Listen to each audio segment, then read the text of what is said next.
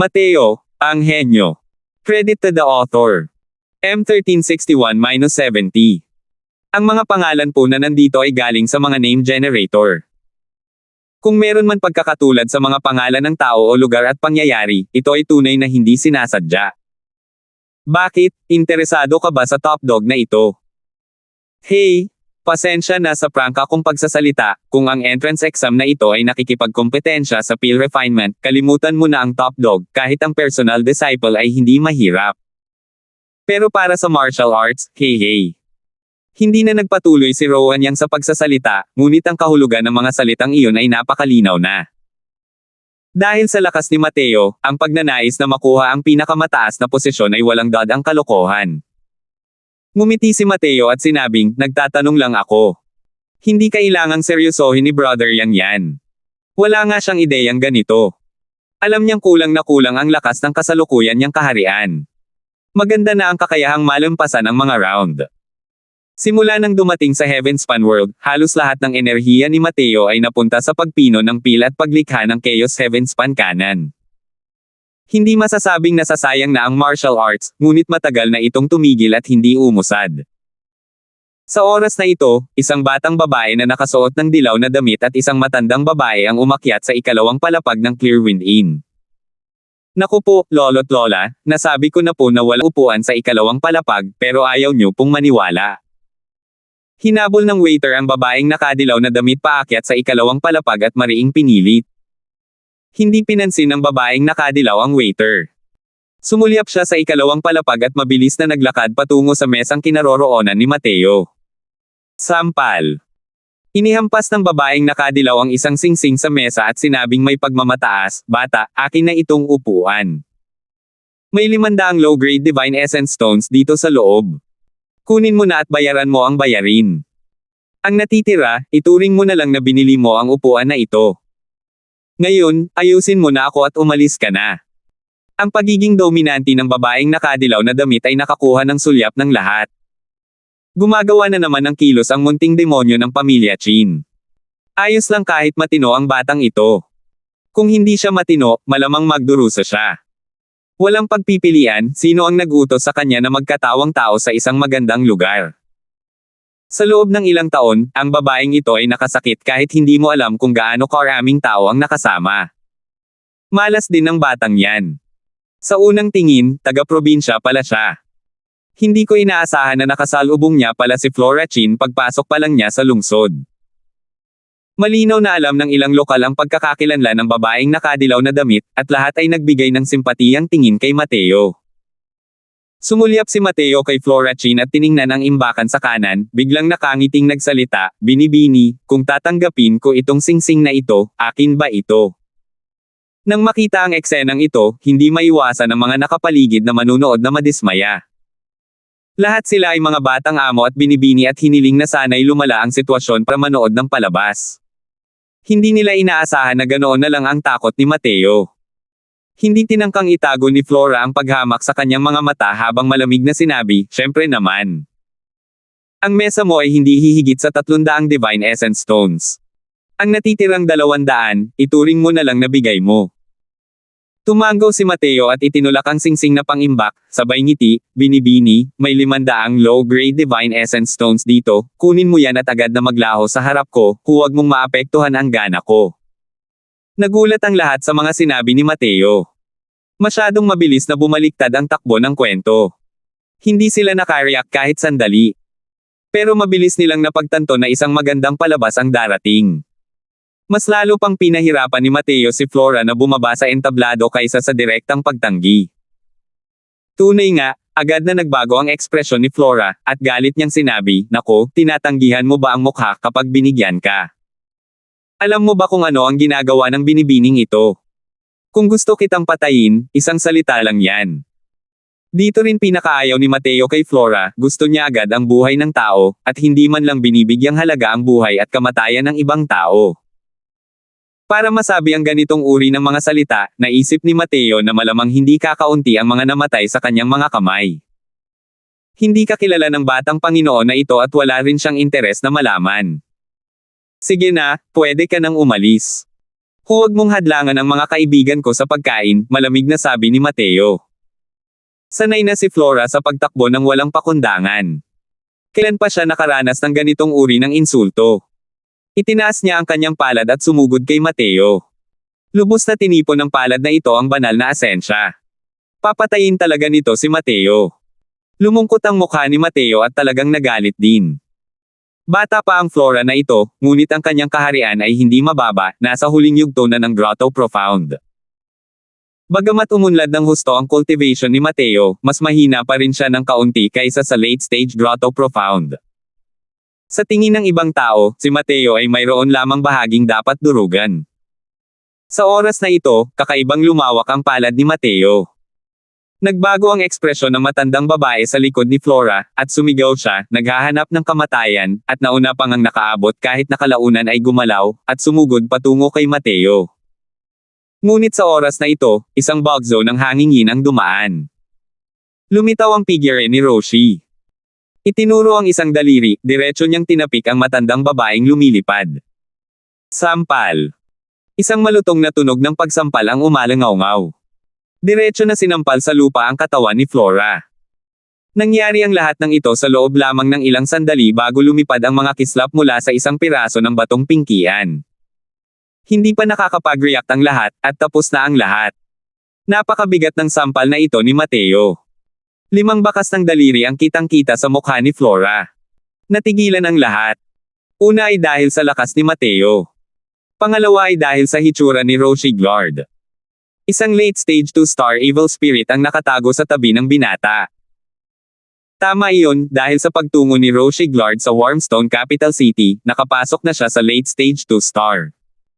Siya ay orihinal na nasa peak middle stage 2-star. Sa mga nakalipas na taon, nagkaroon siya ng maliliit na nagawa sa pag-cultivate ng Ghost Dao 100 runes. Ang pagtagumpayan ay sandali na lamang. Ang matandang babaeng iyon ay nasa gitnang yugto ng Heaven Glimpse, paano siya magiging katapat ni Roshi Glard? Natalo siya sa isang palitan ng salita. Bagamat hindi pa nakakarating si Mateo sa huling yugto ng Grotto Profound, sa ilang taon ng cultivation at pag-inom ng essence cultivating pills ng walang pakundangang, malapit na siya sa huling yugto ng Grotto Profound.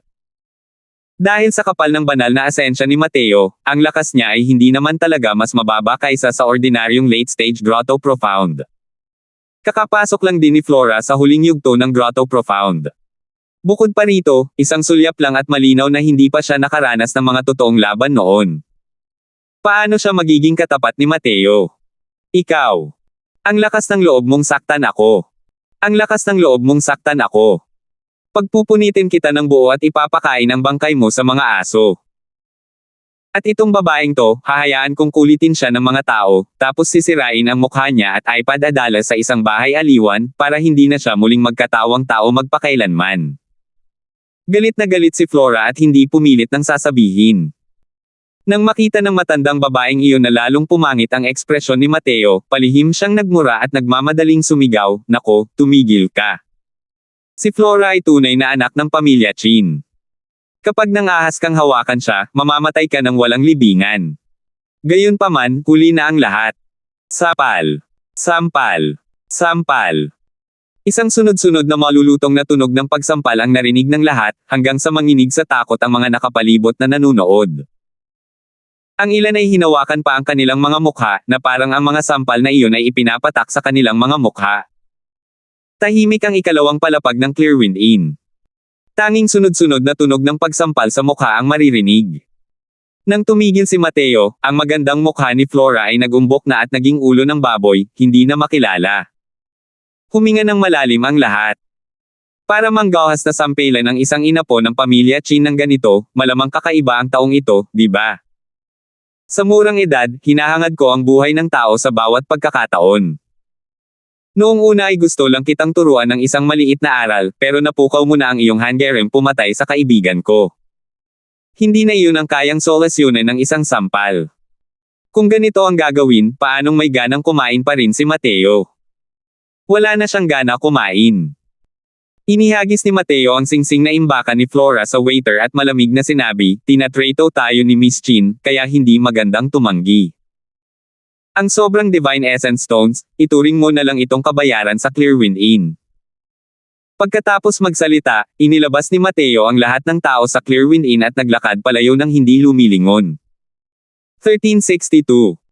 Sa loob ng sala ng pamilya Chin, isang lalaking nasa katanghaliang gulang at isang binata ang kasalukuyang nakaupo ayon sa posisyon ng host at bisita. Same time na sinabi ng lalaking nasa katanghaliang gulang, kagalang-galang na pamangkin, labis mo akong binaygo sa pagkakataong ito. Nagulat ang binata at dali-daling sinabi, oo, itong maliit na pamangkin ang pabaya. Sabik na sabik ang pamangkin na ito na maghayganti para sa aking nakababatang kapatid, ngunit hindi inaasahan na ang aksyon ng Myriad Treasure Tower ay napakabilis pala, na nakakasundo na sa City Lord Manor. Dahil dito, binabaril ko ang aking sarili sa paa. Malamig na sumangot ang lalaking nasa katanghaliang gulang at sinabing, napakalakas na pildores na panggamot, maliban na lang kung ang Myriad Treasure Tower ay hindi ibinebenta sa labas, kung hindi, paano nila ito malulunok ng mag-isa? Kalimutan mo na yan, ngayong ganito na ang kinalabasan, maging mas matalino ka sa bawat pag-atres. Simula nang bumalik ka, mag-cultivate ka ng mabuti at sikaping makapasok sa Heaven Camp sa lalong madaling panahon. Nagmamadaling sinabi ng binata, oo, sinusunod ng pamangkin na ito ang mga tagubilin ni Tio Chin. Ang lalaking nasa katanghaliang gulang na ito ang kasalukuyang pinuno ng pamilyang Chin, si Nick Chin, habang ang binata ay si Selvan Wang. Kung pag-uusapan natin itong si Selvan, mayroon din siyang malaking kakayahan para makuha ang loob ng anak ng babae ng pamilyang Chin, si Flora Chin, sa Warmstone Academy. Ngayon, itinuturing siyang kalahating manugang ng pamilyang Chin. Bukod pa rito, ang kanyang lakas ay hindi pangkaraniwan. Nakalusot na siya sa huling yugto ng Heaven Glimpse, at nakapasok na rin sa paningin ng pamilya Chin. Bagamat makapangyarihan ang pamilya Wang, makapangyarihan din ito sa Bright Ray City. Samantalang ang pamilyang Chin ang buong angkan ng pamilyang nasa antas ng hegemon ng Warmstone Capital City. Hindi lamang kasing dami ng mga ulap ang mga eksperto sa angkan, kundi marami rin silang matataas na posisyon sa Warmstone Capital City. Bukod dito, ang mga negosyo ay kumalat sa buong Warmstone Capital City. Hindi karapat-dapat banggitin ang pamilya Wang sa harap ng pamilya Chin. Dahil malapit sa pamilya Chin, walang hanggan ang kinabukasan ni Selvan. Noong mga panahong iyon, 1 taon na ang nakalilipas, natalo siya sa harap ni Peyton. Kaya naman, naisip niyang ilantad ang usapin ng Essence Cultivating Pill sa City Lord Manor. Nagplano lang siya sa lahat ng posibleng paraan at nabigo rin siyang kalkulahin na matagal nang nakasundo ang City Lord Manor sa Myriad Treasure Tower. Hindi lamang naging mahirap para sa Myriad Treasure Tower ang balitang ipinadala niya, kundi naging dahilan din ito para mapaalis ng City Lord Manor sila ni Chen Yongnian, at ilipat sila pabalik sa Warmstone Academy. Dahil dito, pumunta siya upang magbigay pugay kay Nick pagdating niya sa Warmstone Capital City. Si Selvan, bilang isang pangalawang pinuno ng lungsod, ay isa lamang delegasyon ng Warmstone Academy. Sa huli, isa pa rin siyang estudyante ng Warmstone Academy. Ang hindi alam ni Selvan ay matagal nang ipinapaalala ni Mateo kay Rowan sa Myriad Treasure Tower ng Warmstone Capital City na ang kita ng Essence Cultivating Pill ay kailangang hatiin sa City Lord Manor. Bukod pa rito, kailangan nilang magbigay ng Essence Cultivating Pill sa City Lord Manor. Nang makita ni Trevor ang balitang ito, sineryoso na niya ito at nakipagkasundo na sa City Lord Manor. Ang nakakatawa ay ang pag-arte ni Selvan na matalino at sumalpok sa dulo ng sibat. Sige, bumalik ka na. Matagal nang inaabangan ni Inger ang pagbabalik mo. Malamig na sabi ni Nick. Tumayo si Selvan at nagpaalam, papaalam na ang pamangkin na ito. Tatalikod na sana si Selvan at aalis nang biglang pumasok ang isang babaeng namamaga ang mukha na parang ulo ng baboy. Tay, ayoko nang mabuhay pa. Hinga, hinga. Ayoko nang mabuhay pa. Wala nang mukha si Flora para makita ang mga tao sa hinaharap. Flora. Natigilan si Selvan ng ilang segundo bago niya napagtanto. Ang babaeng ito, mula sa pangangatawan hanggang sa pananamit, hindi ba't si Flora iyon? Iyon lang. Bakit binugbog ng mga tao ang mukha niya ng ganito? Nagkaroon ng anak na babae si Nick sa katandaan at labis niyang minahal si Flora. Nang makita siyang ganito, agad siyang nagalit ng husto at sinabing, Flora, sino ba ang may lakas ng loob na saktan ka ng ganito? Nagbago rin ang ekspresyon ni Selvan, at galit na sinabi niya, Flora, sino ang bumugbog sa iyo ng ganito? Pupuntahan ko siya at lilipulin. Hindi na maayos ang hubog ng mukha ni Flora, mukhang napakasamang tingnan. Kung hindi dahil sa damit at figure ng kanyang anak, halos hindi niya makilala na anak niya ito. Ang pagbugbog sa mukha ng kanyang anak na babae ng ganito ay katumbas na rin ng pagsampal sa mukha ng pamilya Chin. Paano siyang hindi magagalit? Lahat ng iyon. Puro kalokohan yan. Hit-hit, hit-hit, tay, bayaw, kailangan yung lahat gumanti para kay Flora. Hit-hit, hit-hit. Humagulgol ng malakas si Flora. Matagal siyang nagsalita, hindi rin niya sinabi ng malinaw kung sino ang bumugbog sa kanya. Nalungkot si Flora, at sumigaw, nasaan si Lola Juanite? Papuntahin mo siya rito para sa akin. Si Lola Juanite ang matandang babaeng iyon. Karaniwan kapag lumalabas sila, puro pagsunod lang ang nasa isip niya kay Flora. Ngayong nabugbog ng ganito si Flora, halos hindi maalis ni Lola Juanita ang kanyang pagkakasala. Pumasok si Lola Juanite nang nanginginig at lumuhad sa lupa ng may malakas na kalabog, sabay sabing, Padre ng pamilya, patawarin mo ako. Hindi naman sa hindi ko ginawa ang lahat para sa matandang ito, pero may isang late stage 2-star evil spirit sa tabi ng batang iyon, hindi kayang tapatan ng matandang ito. Tila natapakan ni Lola Juanita ang buntot ni Selvan, na ikinagulat niya sa loob-loob.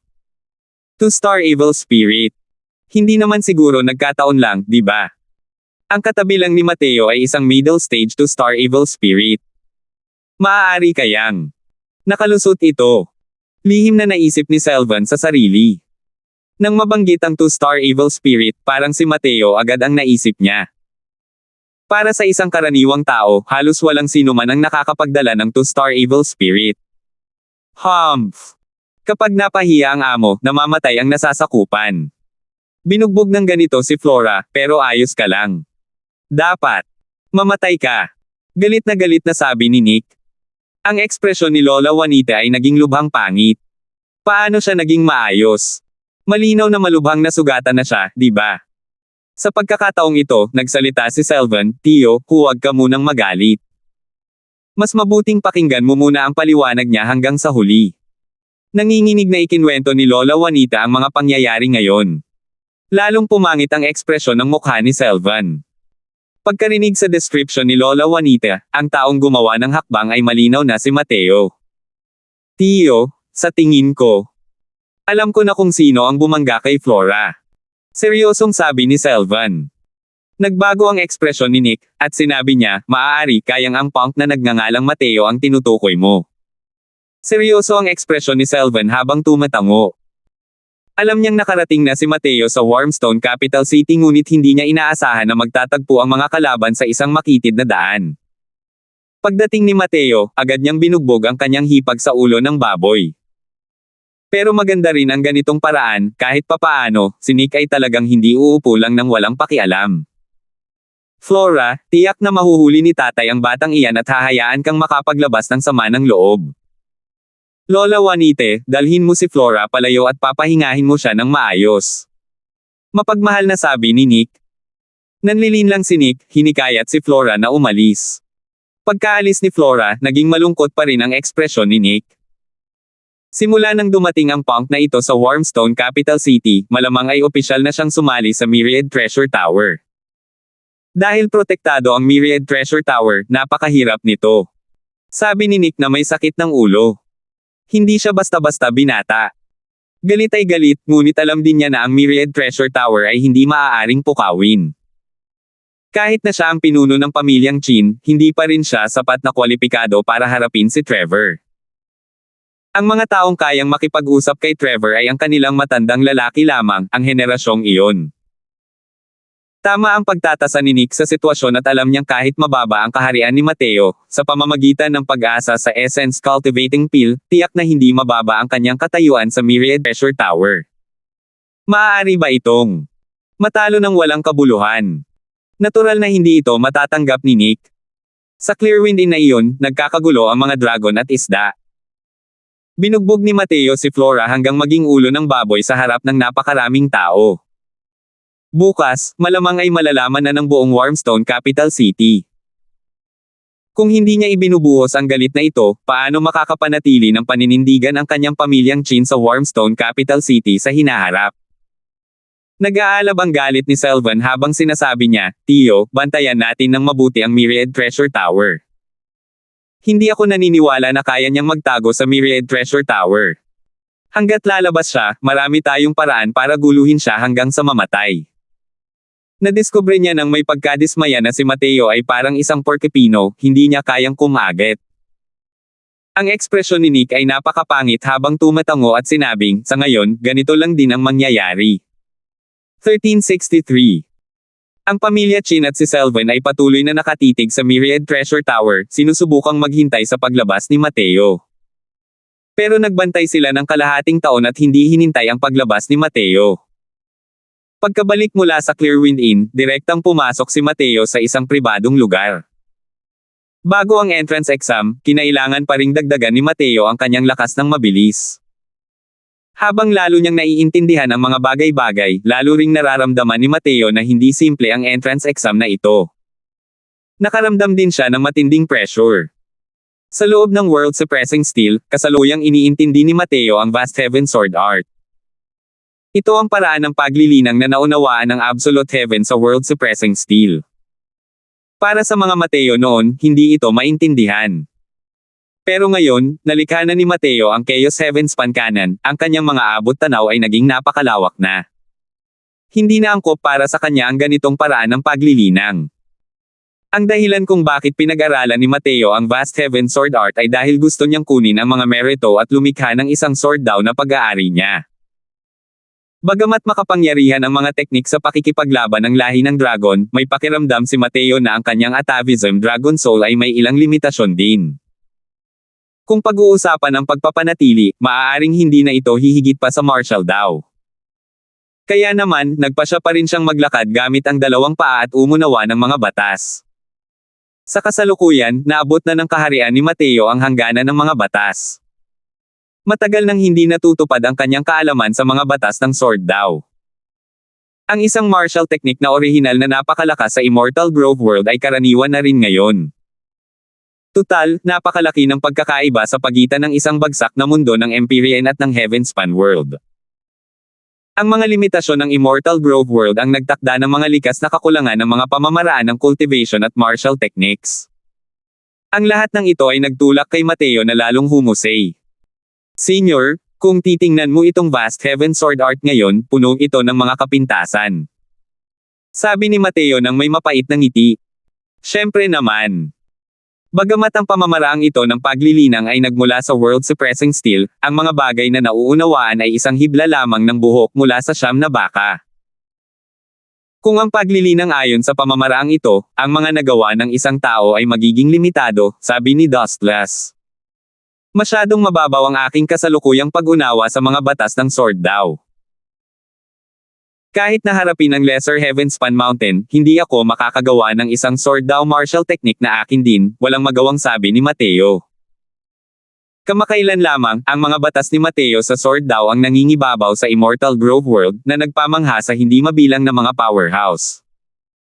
Pero ngayon, si Mateo ay parang isang batang paslit na naglalakad ng paika-ika. Sabi ni Dustless, kaya nga, ang pagpasok mo sa Wormstone Academy ang tamang pagpipilian. Ang lugar na iyon ay nagtitipon ng mga henyo. Maraming mga pamamaraan ng cultivation at martial techniques na naiwan ng maraming senior ng mas lumang henerasyon para sa iyong sanggunian. Tumanggaw si Mateo at sinabing, sa tingin ko rin. Sana ay hindi ako mabaygo sa mga teknik sa pakikipaglaban ng Wormstone Academy. Pagkalipas ng kalahating taon, tuluyan nang naunawaan ni Mateo ang unang layer ng Vast Heaven Sword Art. Ang kanyang hangganan sa martial daw ay umabot na rin sa tugatog ng middle stage na Grotto Profound. Pinalalampas niya lang ang pagkakataon para malampasan niya ang mga hadlang. Ang Deity Realm ay isang bagong-bagong sistema ng martial daw. Hindi pa ito naranasan ni Mateo noon at hindi rin niya kayang maging katulad ng dati, nang walang anumang hadlang. Ang kanyang Chaos Heavenspan Cannon ay isang bihirang makitang paraan ng paglilinang sa buong mundo. Ang kanyang mga hadlang ay mas madaling malampasan kaysa sa iba. Sa kasalukuyan, bahagyanan niyang nahawakan ang bungad ng late-stage Grotto Profound at maaaring makalusot anumang oras. Sa araw na ito, sa wakas nagsimula na ang entrance exam. Kapatid na Yang, maraming salamat sa iyong pag-aalaga. Dito muna ako magpapasalamat. Sabi ni Mateo kay Rowan habang nakahawak ang mga kamay. Tumawa si Rowan at sinabing, ikaw na punk, hindi rin pinaghihiwalay ng buhay at kamatayan, napaka-sentimental mo para saan. Gusto mo bang magpasalamat, kailangan din kitang pasalamatan, di ba? Kung wala ka, hindi rin ako magiging deacon. Ngumiti si Mateo at sinabing, kaya nga karapat-dapat ka rito. Palam, kapatid na Yang. Si Juan Roy ipagkakatiwala kay kapatid na Yang. Ang pagsusulit sa pasukan ay tatagal ng napakatagal. Hindi naging madali para kay Mateo na dalhin si Juan Roy at maaari lamang siyang iwan muna sa Myriad Treasure Tower. Ngumiti si Rowan at sinabing, manalig ka lang, sana hindi ka magtagumpay.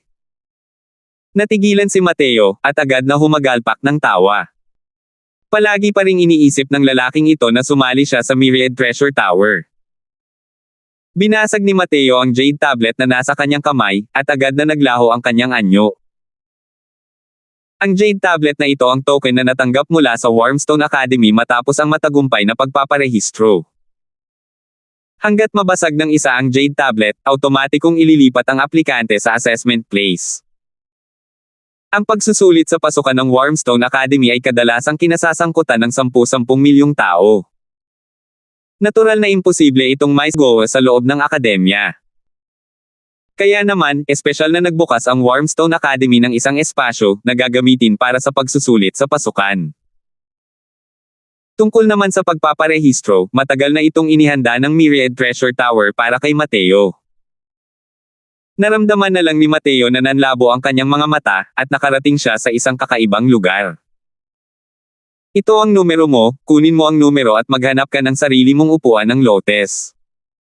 Bawal magsimula ng away, bawal magdulot ng gulo. Kung hindi, pumatay ka ng walang awa. Isang binata ang nag-abot sa kanya ng isang tabla na gawa sa kahoy, at ang mga salita niya ay puno ng babala. Kung titingnan ang hitsura niya, maaaring estudyante siya ng Wormstone Academy. Makikita sa mga mata ng binata na labis siyang nandidiri kay Mateo. Maraming salamat, Senior Apprentice Brother. Tinanggap ni Mateo ang tabla at nagpasalamat dito. Napangisi ang binata at sinabing, kapag nakapasa ka sa entrance exam, hindi na huli ang pagtawag sa akin muli na Senior Apprentice Brother.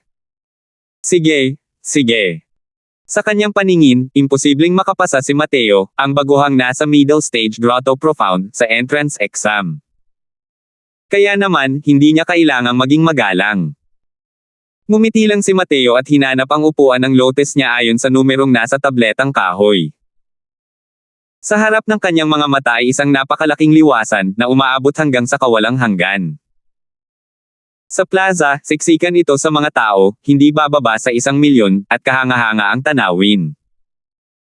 Sa tabletang kahoy ay isinulat ang 735 ng paalang, 521 ng patayo.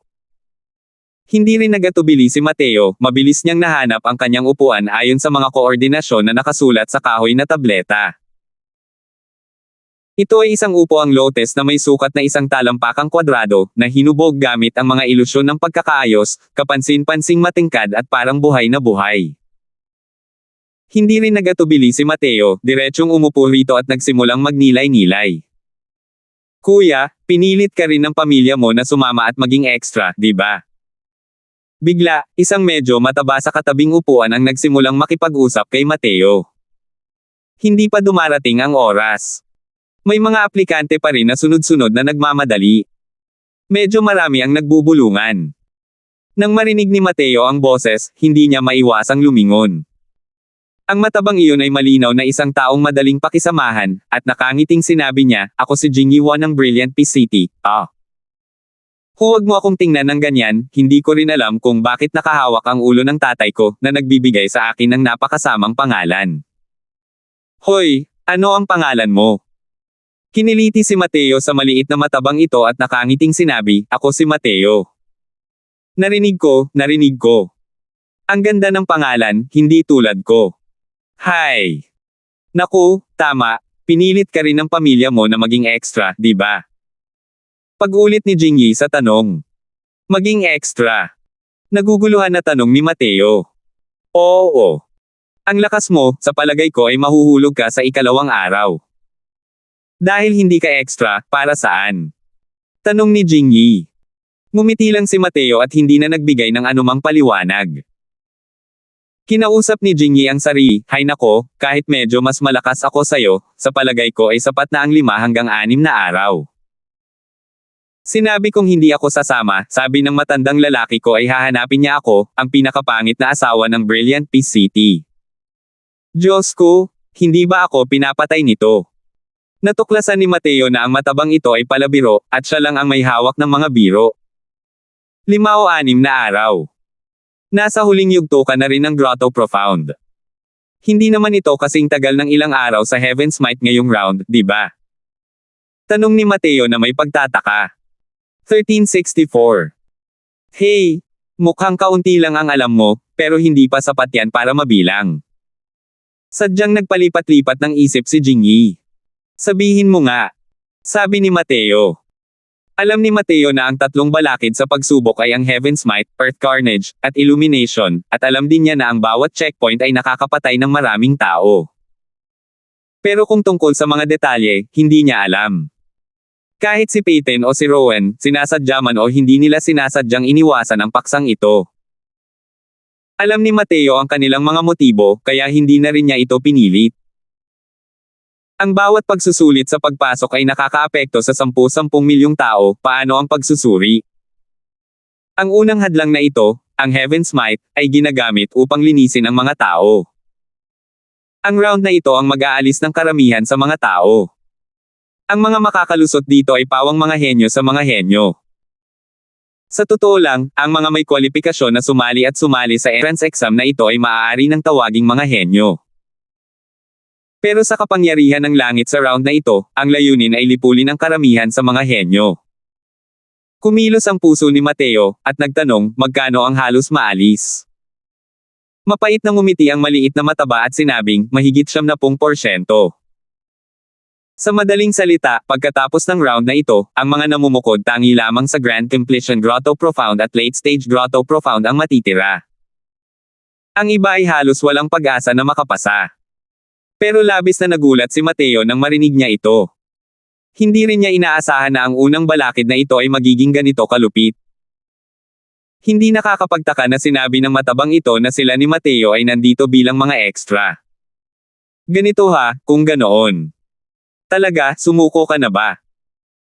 Ang pagiging nagulat ay parang pagkagulat lang, pero hindi gaanong nagbago ang ekspresyon ng mukha ni Mateo. Sa unang balakid na ito, may kumpiyansa pa rin siya sa pagpasa. Ang pangalan ng hadlang na ito ay Heaven's Might. Sa totoo lang, ito ay ang pag-aalis ng kagustuhan. Ito ay katulad ng pamimilit sa cultivation realm ngunit medyo naiiba rin. Ngunit ang ganitong uri ng pagsubok ay isa lamang paglalaro ng bata sa harap niya.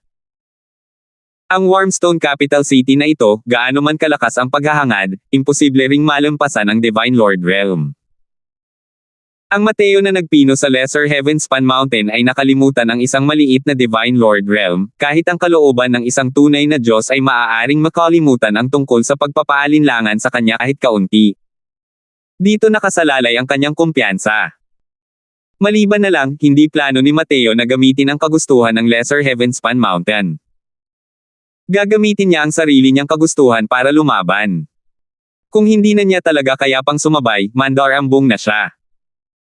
Pero alam niya na kung susuko siya sa round na ito, wala na talagang pag-asa. Pakiramdam ni Mateo ay medyo interesante ang palakaibigang maliit na matabang ito. Kaya niya ito tinanong. Siyempre ayaw kong sumuko. Pero ang lakas ko ay mas malakas ng kaunti kaysa sa iyo, wala ng pag-asa, medyo nawala ng siglang sabi ng matabang lalaki. Ngumiti si Mateo at sinabing, ang Heaven's Might sa round na ito ay may kaugnayan sa kaharian, ngunit hindi rin absolute. Kung ang mga taong nasa landas ng pakikipaglaban ay walang determinasyon na mamatay, mahirap makamit ang anumang dakilang bagay. Sa tingin ko ito ang orihinal na intensyon ng Warmstone Academy sa pagtatatag ng round na ito, tama ba? Ang karamihan sa mga tao ay takot sa kamatayan at hindi nangangahas na makipagkompetensya sa langit, kaya sila natatanggal. Ngunit sa katotohanan, ang round na ito ay tinatawag na Heaven's Might, hindi ito Heaven's Might. Gulat na tumingin si Jingyi kay Mateo, at unti-unting nawala ang mapang-uyam na ekspresyon sa mukha nito. Hindi niya inaasahan na sasabihin talaga ni Mateo ang mga salitang ito mula sa bibig niya. Ang binatang ito na mas mababa pa sa kanya ang nasasakupan ay talagang may ganitong kaunawan. Tama ang sinabi mo, hindi ako maaaring sumuko. Gusto kong ipaalam sa aking Suzy na ang kanyang lalaki ay isang lalaking may matibay na espiritu. Sabi ni Jingyi nang may pambihirang kataimtayman. Dahil lang sa dahilan na ito, hindi alam ni Mateo kung iiyak ba siya o tatawa. Sa oras na ito, isang matandang lalaki ang umakyat sa plataporma sa harap ng plaza at sinabi sa malinaw na boses, tumahimik. Ang boses ay parang dumadagandong na kulog na nagbibigay ng malinaw na naririnig ng milyon-milyong tao sa plaza. Ang unang round, ang Heaven's Might, ay magsisimula na ngayon. Sinusubukan ng round na ito ang iyong martial Dao Wheel. Kung sino man ang hindi makakatagal sa ilalim ng Heaven's Might, kailangan mo lang basagin ang wooden tablet na nasa iyong mga kamay, at ikaw ay ililipat palabas. Siyempre, sa ganoong paraan, ang iyong pagsubok ay mabibigo rin. Diretso kang matatanggal. Ang Heaven's Might ay tatagal ng 30 araw nang walang tigil. Bukod pa rito, ito ay magiging mas malakas at mas malakas. Aalisin ko muna ang abala, kung may makatuklas na may mali, mas mabuting bilasan mo at durugan ang wooden tablet. Kung hindi, magkakaroon ng mga pagkamatay. Ang mga salita ng matanda ay parang isang martilyo, dinudurog ang lahat hanggang sa hindi sila makahinga. Lalo na ang mga huling salita, mas lalo nitong ikinatakot ang mga tao. Ang ganitong paghahangad ng lakas ng loob ay magiging mas nakakatakot sa mga huling araw. Kapag ang isang tao ay hindi na makayanan ang mabigat na pressure, sila ay malulunod at mamamatay dahil sa makapangyarihang lakas ng loob. Kaya naman, ang mga salita ng matanda ay hindi pagmamalabas para lamang mabahala. Kasing lakas ng Divine Lord Realm, ang pagpuksa sa mga low-level martial artist gamit ang martial Dao willpower ay kasing dali lang ng pag-ikot ng kamay. Ngayon, magsisimula na ang kapangyarihan ng langit. Sa sandaling bumagsak ang boses ng matanda, isang malatubig na lakas ng loob ang dumampi sa lahat ng martial artist sa plaza. Ang ganoong klase ng pakiramdam ay parang pagharap sa agos ng talon. Gayunpaman, ang unang talon na ito ay hindi gaanong malakas. Bukod sa mga taong masyadong mababa ang sakop na nahihirapang hawakan ito, ang iba ay pawang relax na relax. Ang pagkuskus lang na ito ay tuloy-tuloy at hindi lang panandalian. Parang isang taong may dalang bag na puno ng mga gamit. Sa simula, maaaring hindi ito mabigat. Ngunit kasabay ng paglipas ng panahon, mas bumibigat ng bumibigat ang iyong pakiramdam. Isang oras lang ang lumipas, at wala nang makakapigil pa sa kahit sino. Ang tanging hangganan para sa entrance exam ay 200 taong gulang na kalansay. Kaya naman, ang napakalaking bahagi sa plaza ay pawang mga initial stage grotto profound martial artists. Ang ilang mga tao ay ilang dekada pa lamang ang edad. Dumating lang sila para subukan ang kanilang swerte o maranasan ito ng kaunti. Ang mga taong ito ay may pangalawang pagkakataon pa ring sumali sa entrance exam. Pagkalipas ng 100 taon, natural na mas lalakas pa ang kanilang lakas. Power! Power! Power! Sa plaza, may mga taong walang tigil sa pagbuga ng dugo, at pagkatapos ay direktang inilabas sa lugar na ito. Nakaupo si Mateo sa upuang lotes, matatag na nakahawak. Hindi sulit banggiin sa kanya ang ganitong antas ng paghahangad na magsikap. Kahit hindi niya hiniram ang Lesser Heaven Span Mountain, malaki pa rin ang tiwala ni Mateo sa kanyang sarili. Sa kanyang paglalakbay, napakaraming naranasan si Mateo. Hindi ko na alam kung ilang beses na siyang pinagdaanan ng mga pagsubok sa buhay at kamatayan.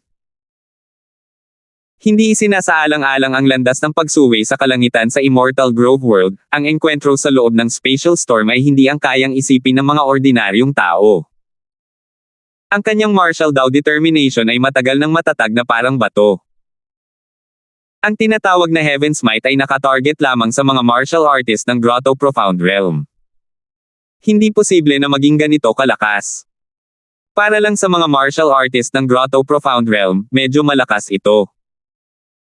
Sinuri ni Mateo ang kanyang sarili, sa aspetong ito, hindi siya nakahihigit sa mga tinatawag na henyo. Sa isang iglap, lumipas ang isang araw. Pagdating ng oras ng ikalawang araw, biglang bumuhos ang isang mas malakas na paghahangad kaysa kahapon. Sa ilalim ng epekto ng pag-agos ng lakas ng loob, isang malaking kumpol ng mga tao ang agad na bumagsak. Sunod-sunod na nawala ang mga figure sa plaza. Gayunpaman, ito ay laro lamang ng bata. Ang tunay na malawakang eliminasyon ay lumitaw sa ikalimang araw at ika-6 na araw. Sa ikalimang araw pa lamang, 200,000 tao ang inilipat palabas. Ang mga natitirang tao, ang kanilang mga mukha ay hindi na kasing relax gaya ng dati. Pagdating ng ika-6 na araw, tumutulo na ang mga pinongutil ng pawis sa ulo ng matabang si Jingyi. Gaya ng inaasahan niya, maaari siyang tumagal ng 5 o 6 na araw lamang. Isipin mo ang iyong susi, isipin mo kung bakit mo gustong maging malakas. Dahil may dahilan ka para maging malakas, bakit ka susuko sa kalagitnaan? Sa sandaling ito, isang boses ang nakarinig ni Jingyi. Nakilala niya ito. Boses iyon ni Mateo. Ang boses na ito ni Mateo ay parang isang dagandong ng kulog, nagbibigay liwanag sa mga nalilito, hinahayaan si Jingyi na biglang mataranta. Paulit-ulit na pumapasok sa isip niya ang magandang figure ni Suzy. 1365. Kapag naabot na ng isang tao ang limitasyon nito, nagiging napakahirap ng mag-focus. Dati, medyo nag-ulo na ang determinasyon ni Jingyi dahil sa pagkuskus ng kapangyarihan ng langit. Paano niya naaalala pa rin kung ano ang sinabi ni Suzy? Ang mga salita ni Mateo ay parang tambol sa gabi at kampana sa umaga sa isang monasteryo, na ikinagulat ni Jingyi pagkagising. Ang pag-aagawan ng lakas ng loob ay parang pagtakbo. Kapag nalampasan mo na ang pinakamatinding limitasyon, matutuklasan mo na kaya mo nang tumakbo. Gayunpaman, sa ilalim ng gayong matinding pressure, hindi nang ahas si Jingyi na kumilos ng padalos-dalos. Itinoon niya ang kanyang isipan, patuloy na kumapit sa kanyang pananampalataya, at talagang nagpursigi ng ganoon lang. Lihim lang siyang nagulat ng husto, na kaya pala ni Mateo na tumagal hanggang ngayon. Akala pa nga niya ay matagal nang natalo si Mateo. Tutal, maganda pakinggan ang mga salita pero hindi ito kumakatawan sa tunay na lakas ng isang tao. Pero hindi lang iyon tumagal hanggang ngayon, mayroon pa talaga siyang natitirang lakas para kausapin at paalalahanan siya. Ipinapahiwatig nito na ang ganitong antas ng paghahangad ay walang halaga kay Mateo. Talaga bang nasa gitnang yugto ng Grotto Profound ang lalaking ito? Bagamat ang determinasyon ng martial daw ay walang di matitinag na kaugnayan sa cultivation realm, sa pangkalahatan, ang lahat ay tungkol sa mas mataas na cultivation realm ng isang tao, mas malakas ang determinasyon ng martial daw. Ang mga pagsusulit sa pasukan noon, hindi naman sa walang mga nasa gitnang yugto ng Grotto Profound na nakapasa sa unang round, kundi sila ay parang mga balahibo ng phoenix at sungay ng kilin. Kadalasan, ang kakayahang makagawa ng isa sa loob ng 1,000 taon ay maituturing na mabuti na. Hindi naglakas loob na mag-isip ng sobra si Jingyi. Ang paghahangad ng lakas ng loob ay lalong lumakas. Wala na siyang masyadong oras para isipin ang mga ito. Sa plataporma, ang dalawang matandang lalaking nangunguna sa pagsusulit ay kasalukuyang nag-uusap tungkol sa isang bagay. Wala rin akong ideya kung ano ang iniisip ng City Lord, kanyang kamahalan. Bawat sesyon, ang pagpaparami ng mga numero sa mga nasa unang yugto at gitnang yugtong Grotto Profound guys ay walang kabuluhan. Hindi naman ganoon, kapag nakaya na ng mga low-level martial artist ang martial daw willpower na ito, ang kanilang magiging tagumpay sa hinaharap ay tiyak na hindi magiging mahirap para sa ating dalawa. Maaari pa nga nilang maabot ang City Lord sa ganoong kataas. Gayunpaman, para sa kapakanan ng mga sumusuportang artista, kailangan naming gumastos ng napakaraming tauhan at mapagkukunan sa bawat pagkakataon. Sulit ba talaga ito? Hey! Ang Panginoon ng Lungsod, kanyang kamahalan, ay naniniwalang sulit ito, kaya sulit naman. Para saan ang napakaraming iniisip? Matagal na silang nasanay na makakita ng mga henyo. Sa mga martial artist na ito na nasa unang yugto at gitnang yugto ng Grotto Profound, talagang hindi sila pinapansin. Bagamat nakakalusot ang mga taong nasa unang yugto at gitnang yugto ng Grotto Profound, napakalaki ng kanilang potensyal, isa lamang itong potensyal. Minorya lamang ang mga tunay na nakakamit ang kanilang potensyal. Lumipas ang mga araw, at pakaunti ng pakaunti ang mga tao sa plaza. Gayunpaman, ang bilis ng eliminasyon ay naging mas mabagal din ng mas mabagal. Ang mga taong nakayanan ang mga unang araw ay pawang mga taong may matibay na kalooban. Napakahirap na pilitin silang sumuko. Arg! Bigla, may ibang tao na hindi na nakatiis sa plaza at sumigaw ng malungkot. Medyo naiiba lang ang isang ito sa mga samuka ng dugo dati. Nakakakilabot ang sigaw na iyon, tapos ang bibig ng taong iyon ay walang tigil sa pagsusuka ng sariwang dugo. Sa wakas, tumigil ang paghinga. Ang biglaang pagbabago ng pangyayari ay ikinagulat ng lahat mula simula hanggang katapusan. Ang mga martial artist na nasa kritikal na punto na ay hindi na rin nakapagpigil sa oras na ito, dinudurog ang mga kahoy na tableta ng isa-isa. Isa na namang malaking grupo ng mga tao ang natanggal. Hindi nahiwalay ng kapangyarihan ng langit ang 5 pandama sa round na ito. Lahat ng nangyari sa labas ng mundo ay nakikita at naririnig. Sa wakas ay natuklasan nila na hindi nagbibiro ang matandang iyon, mamamatay talaga ang mga tao. Sa kasalukuyan, ika-23 araw na. Halos gumuho na ang diwa ni Little Fatty. Nang marinig ang hindi inaasahang aksidenteng ito, hindi niya namamalayang hawak na pala niya ang kanyang kahoy na tableta, at sa wakas ay hindi na niya ito mahawakan pa. Hindi na kaya, hindi ko na talaga kayang tiisin pa. Sa ganitong bilis, matutuwa na rin ako sa kanya. Dahil kaya ko pa ring magtiis hanggang ngayon, ginawa ko na ang lahat ng makakaya ko. Paulit-ulit na umuugong sa isip ni Little Fatty ang pangungusap na ito. Susuko ka na ba rito? Naghahanap ka ba ng dahilan para sa iyong sarili, pakiramdam mo ay kahanga-hanga na ang pagtitiis hanggang ngayon. 7 araw na lang ang natitira, kung ikaw ay isang lalaki, kapit ka. O, ikaw ba ay gaya ng ipinahihiwatig ng iyong pangalan, at dapat ay maging isang babae? Nang babasagin na sana ni Jingyi ang tabletang kahoy, muling narinig ang boses ni Mateo. Nagulat na naman si Little Fatty at sumigaw, "Tiyo mo. Ikaw ang babae."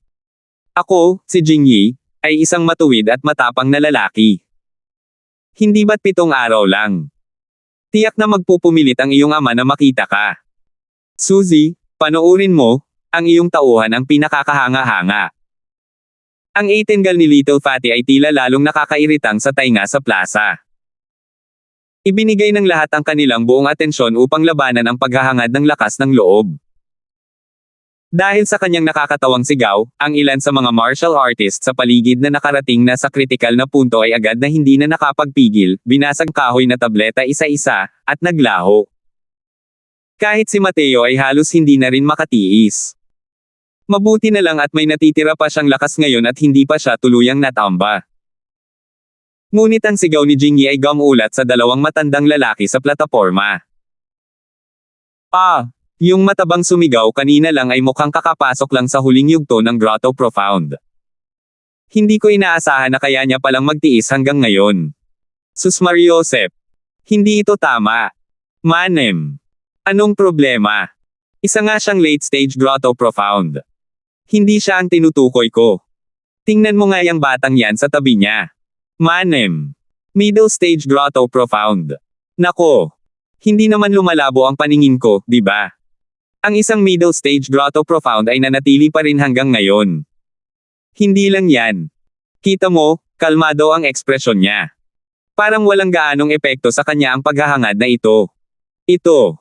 Nakakakita talaga ito ng mga multo. Dati, kahit na may mga middle stage Grotto Profound na nagpapatuloy hanggang ngayon, imposible ring maging kalmado tulad niya. At saka, napansin mo ba? Wala nang masyadong tao malapit sa kanilang dalawa. Ngayon lang, parang may kausap ang maliit na matabang iyon. Hindi kaya ang batang nasa tabi niya ang sadyang pumukaw sa kanyang fighting spirit? Pagkatapos noon, nagpalitan ng tingin ang 2 tao, parehong nakita ang gulat sa mga mata ng kabilang panig.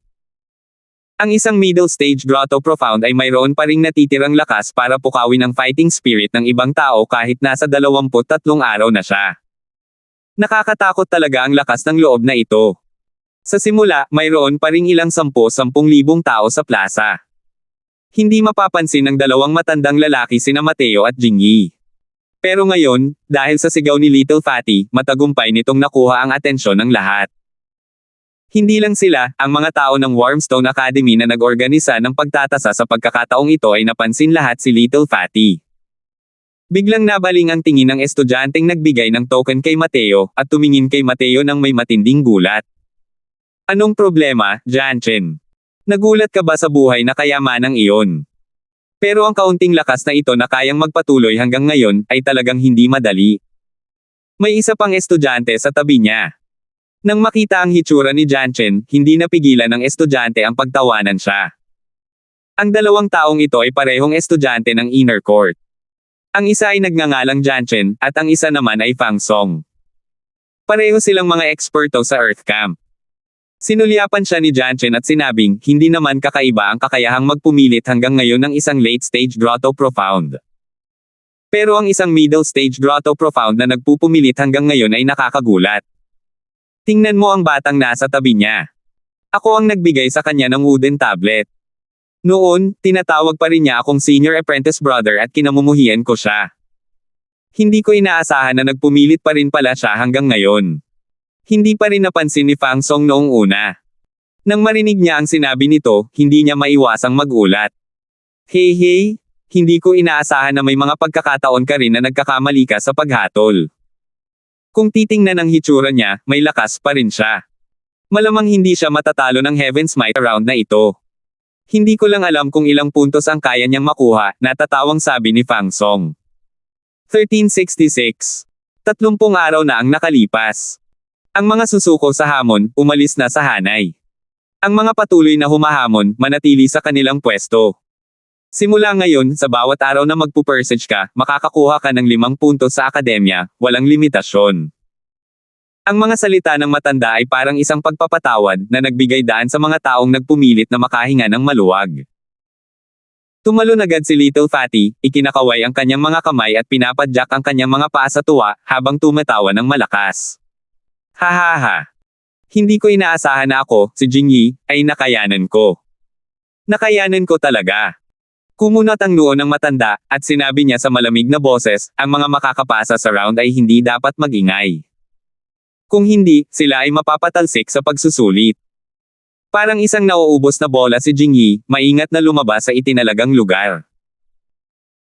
Pagkalipas lamang ng 30 araw, mahigit 1 milyong martial artist ang natitira na lamang at ilang libong tao.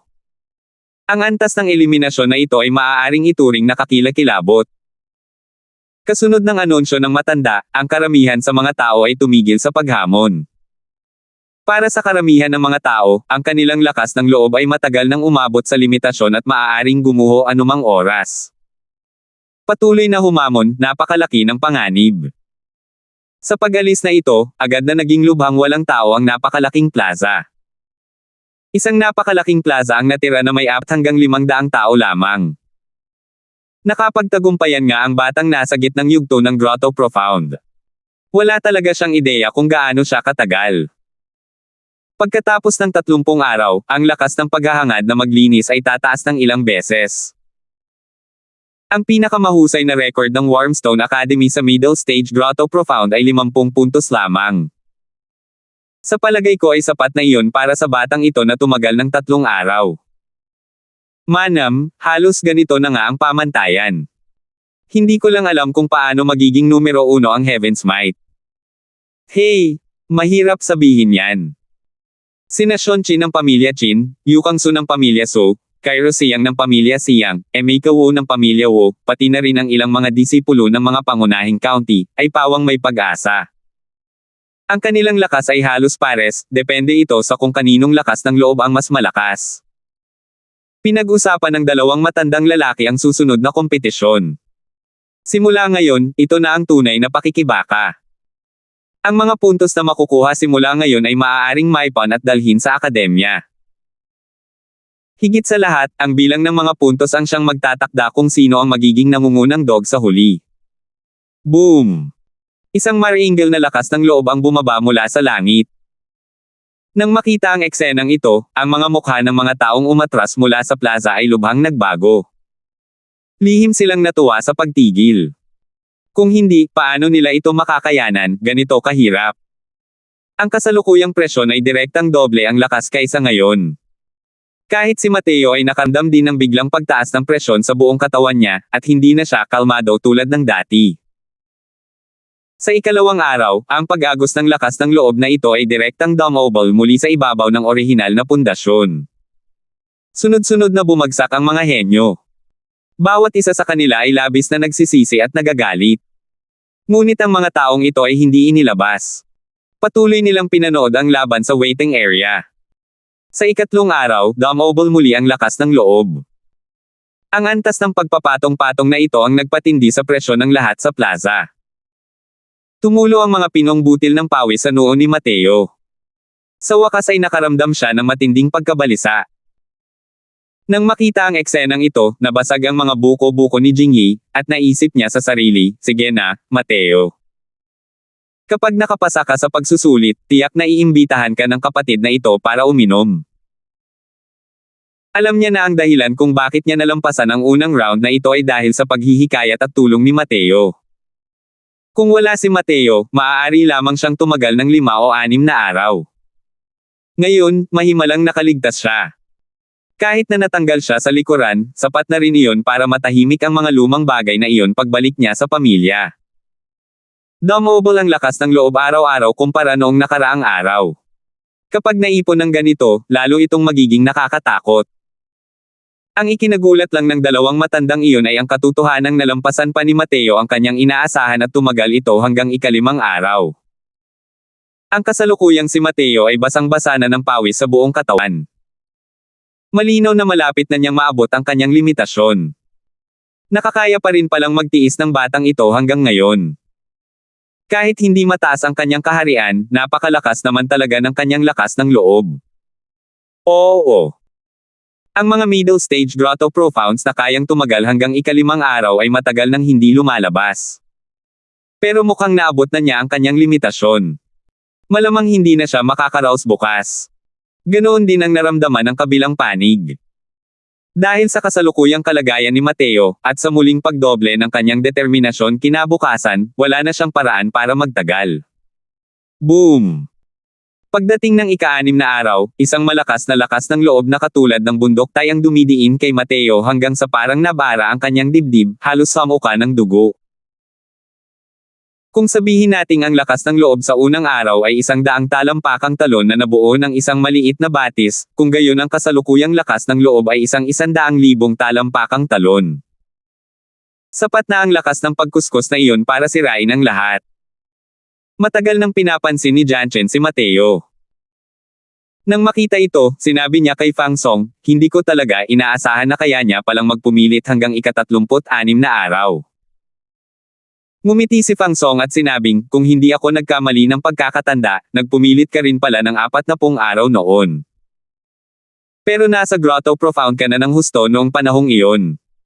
Tumango si Janchen at sinabing, oo. Kaya, ang potensyal ng batang ito ay malamang na mas malaki kaysa sa akin. Sabi ni Fang Song, hindi rin naman talaga totoo. Ang lakas ng loob ni Marshall daw ay isa lamang aspeto. Kung hindi mo papasa ang 2 pang round, wala pa rin itong silbi.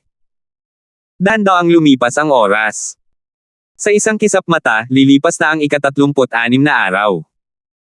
Ngunit hindi bumagsak si Mateo sa ika-36 na araw gaya ng inaakala ng lahat. Nakalusot siya. Pagkatapos, ika-37 araw, ika-38 araw, ika-39 na araw, ika-40 araw.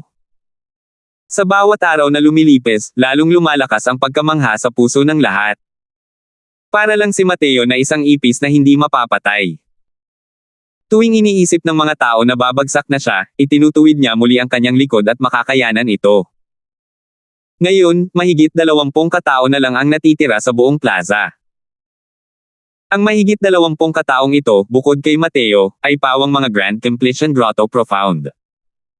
Wala ni isang late-stage grotto profound. Ang batang ito. Paano niya nagawa iyon? Hindi kaya siya takot na direktang mapatay ng kapangyarihan ng langit. Gulat na sabi ng isa sa mga matatanda. Nakatabla na siya sa pinakamataas na record ng middle stage grotto profound. Kung magpapatuloy ito, hindi niya lubos maisip. Sa oras na ito, wala nang sino man ang nagbibigay pansin sa iba. Ang mga tingin ng lahat ay nakatuon kay Mateo. Gusto nilang lahat makita kung kailan babagsak ang ipis na ito. Ika-41 araw. Nalagpasan ni Mateo ang pinakamataas na record ng middle stage grotto profound nang walang anumang sorpresa.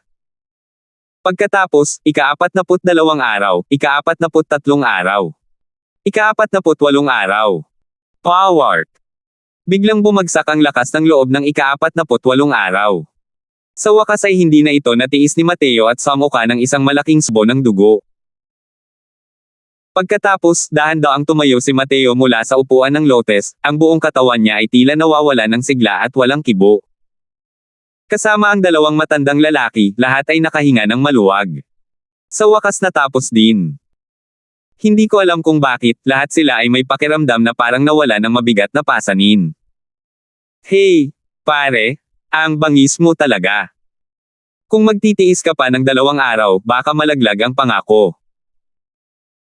Pagdating ni Mateo sa waiting area, agad na sumugod si Jingyi para suntukin si Mateo, pagkatapos ay niyakap si Mateo at nagsimulang pumuri ng buong lakas. Sa oras na ito, may 3 tao pa ring natitira sa plaza. Sa unang round na ito, natapos ni Mateo ang ika-4 na pwesto, at nakakuha ng 70 puntos.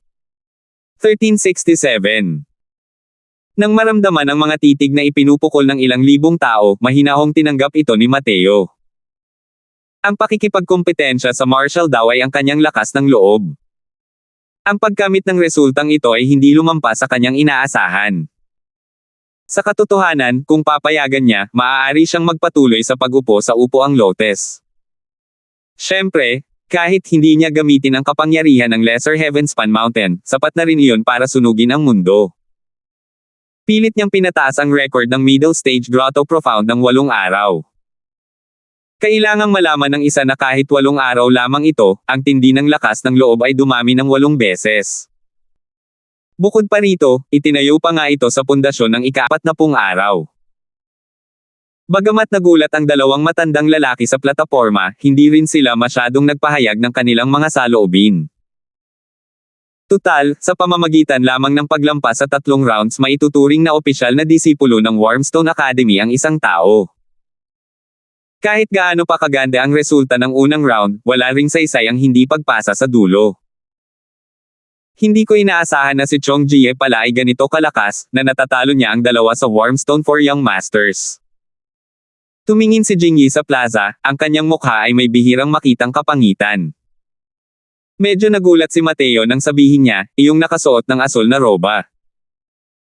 Tumango si Jingyi at sinabing, siya ang henyo sa numero ng ating Brilliant PCT, at siya rin ang aking karibal sa pag-ibig. Alam kong napakalakas niya, pero hindi ko inaasahan na ganito pala siya kalakas. Hanggang dito na lang ang usapan, hindi napigilan ni Little Fatty na malungkot. Ang saya ng matagumpay na paglampas sa round ay napalitan na ng pagkadismaya. Nang makitang ganito si Jingyi, hindi rin maiwasan ni Mateo na maging mausisa kung anong klaseng tao ang Suzy na tinutukoy niya, para maantig ang numero 1 henyo ng Brilliant PCT. Ngunit kung ikukumpara si Jingyi kay Chong Jia, ang pagkakaiba ay talagang hindi maliit. Sa unang round na ito, siya, si Mateo, ay isa lamang espesyal na kaso.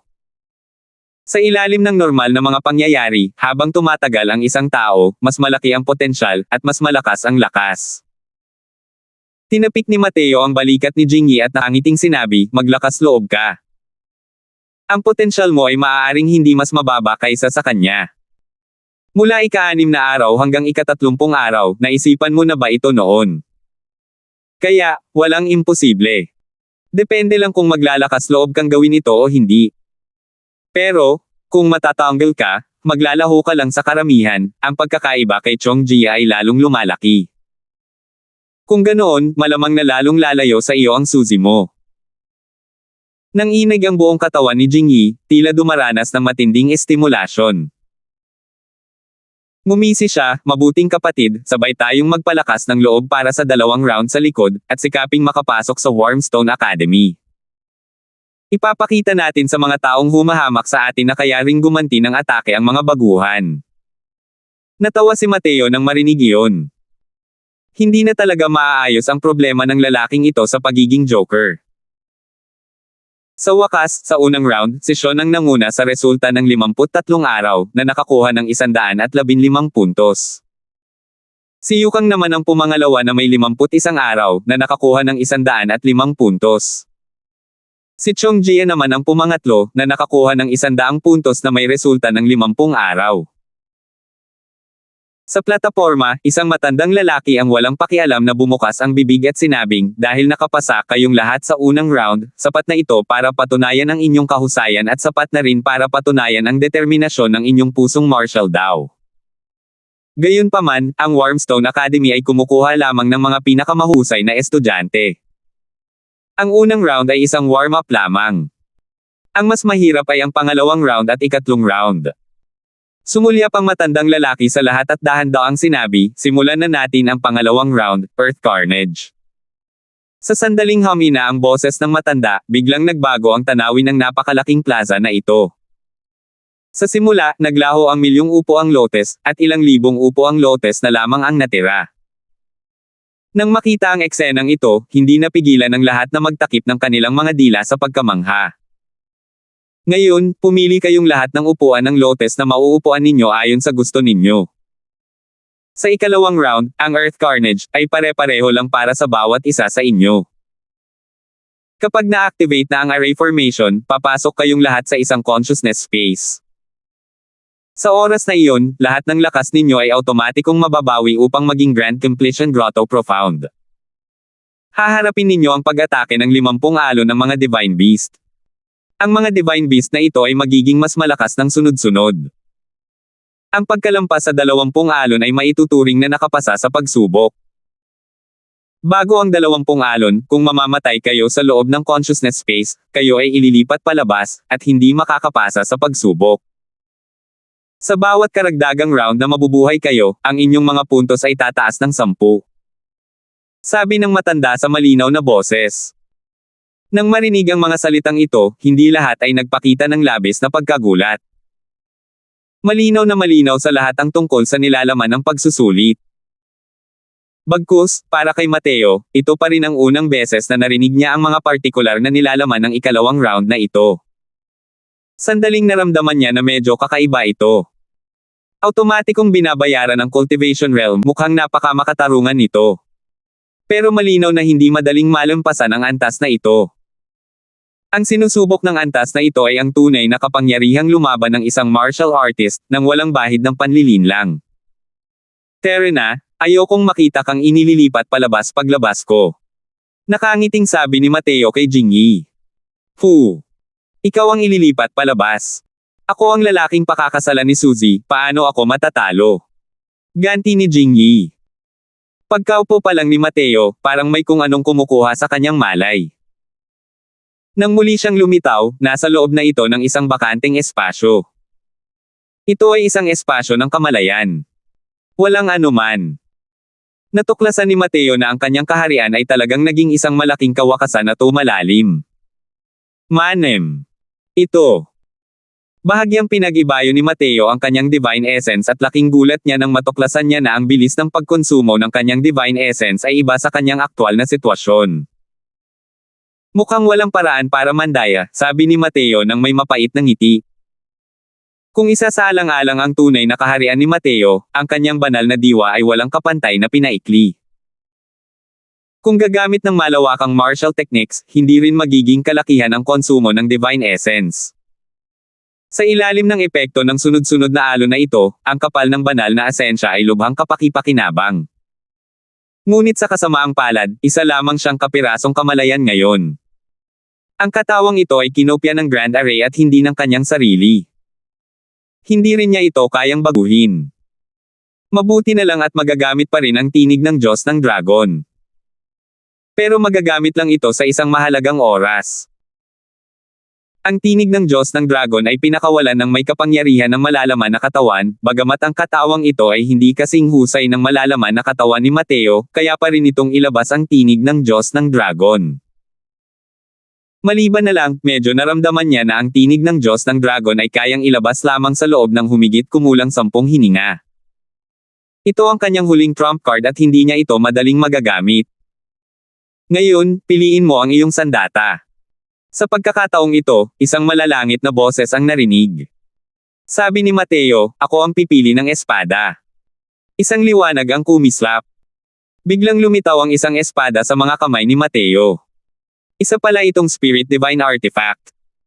Mukhang patas naman ang pagsusulit na ito. Pare-pareho lang ang panimulang punto ng lahat. Depende ito sa pag-unawa at lakas ng loob ng bawat isa sa martial daw. Sabi ni Mateo sa sarili.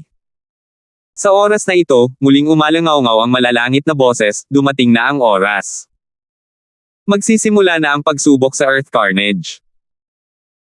Kasunod ng paglanding ng boses na ito, namangha si Mateo nang matuklasan niya na napakaraming mababanges na hayop ang nasa unahan, na sumusugod palapit sa kanya nang may hindi mapigil ang momentum. Halos na puno ng mga mababanges na hayop na ito ang buong espasyo. Wala man lang kahit isang lugar na matatakbuhan. Ang mga mababanges na halimaw na ito ay ang pinakamababang antas ng initial stage rank isang divine beast. Nakakatakot lang talaga ang bilang nila. Hey! Ang unang antas ay ang pag-atake ng lakas ng loob.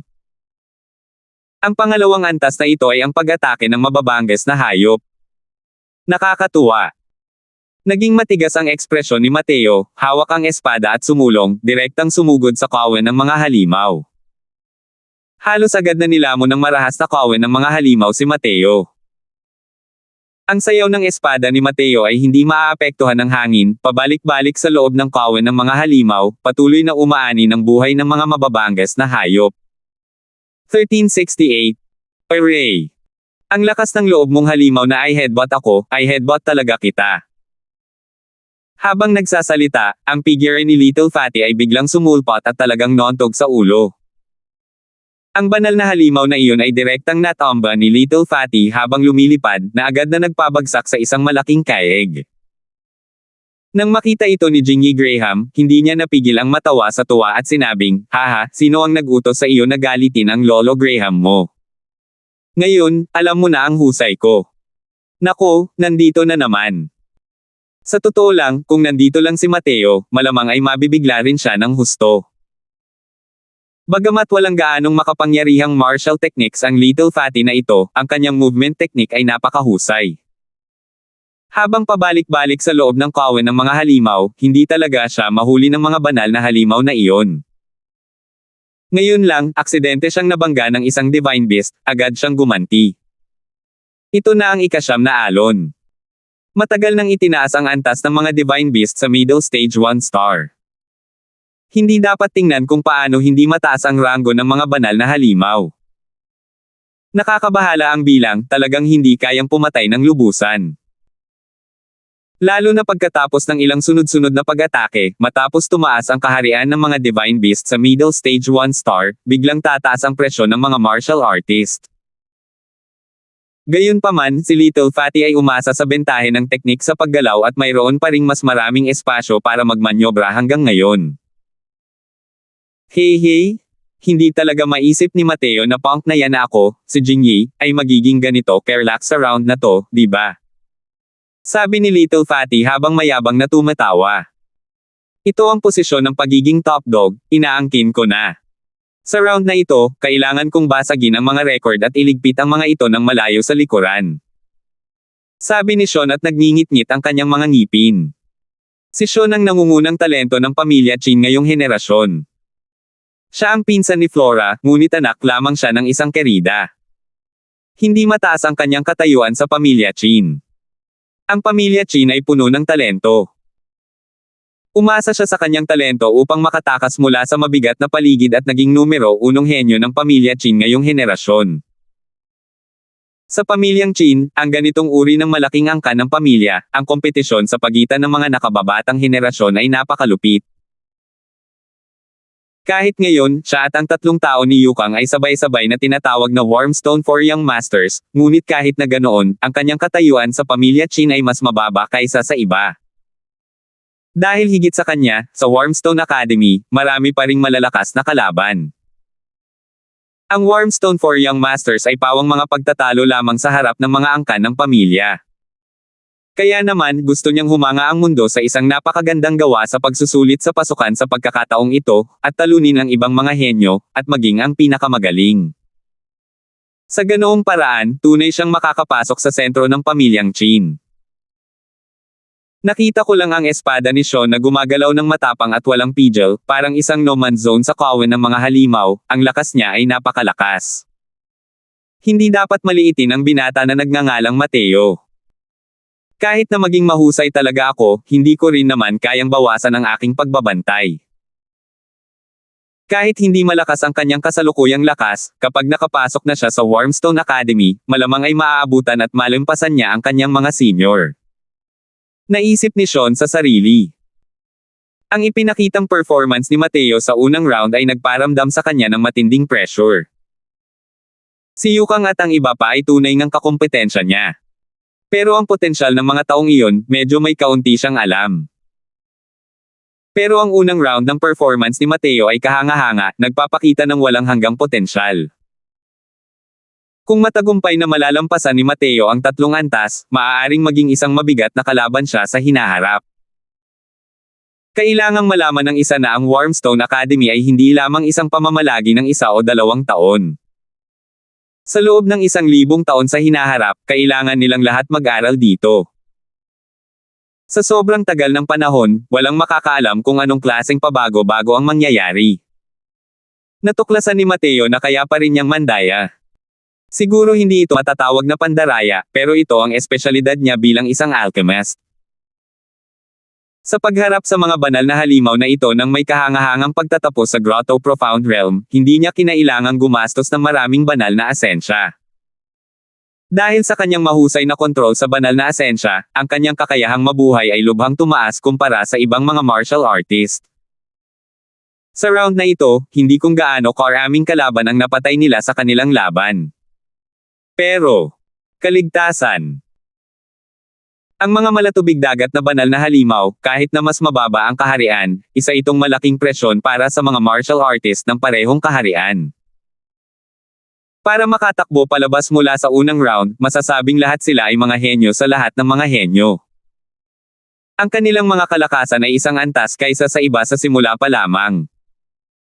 Kung mga ordinaryong martial artist lang ito, ang kakayahang makaligtas sa 3 o 4 na alon ay maituturing ng kahanga-hanga. Ang mahusay na kontrol ni Mateo sa Divine Essence ay maaaring magpahintulot sa kanya na makapatay ng mas maraming Divine Beast gamit ang pinakakaunting Divine Essence. Ang karanasan ni Mateo sa pakikipaglaban ay napakayaman, malayo sa kung ano ang maihahambing sa iba. Habang naglalakad mula sa Immortal Grove World, ang mga labanang nasaksihan na niya noon, na hindi pa nasaksihan ng ibang mga henyo noon. Baliwala lang sa kanya ang ganitong antas ng pagpatay. Siyempre, ang pinakamalaking disbentahan ni Mateo ay ang kanyang martial technique. Bagamat maganda ang Vast Heaven Sword Art, kumpara kay Sean, ang mga henyong nagmula sa malalaking pamilya, mayroon pa rin itong likas na mga kakulangan. Sa puntong ito, agad itong naranasan ni Mateo sa labanan. Sa ika-20 alon, lahat ng lakas ng mga banal na halimaw ay tumaas ng isa pang yugto, lahat ay naging late stage 1 star. Agad na naramdaman ni Mateo ang matinding pagtaas ng presyon sa kanya. Bumilis din ng malaki ang pagkonsumo ng Divine Essence. Talagang kakaiba ang ika-20 alon na ito. Malamang na maraming tao ang mahuhulog sa antas na ito, di ba?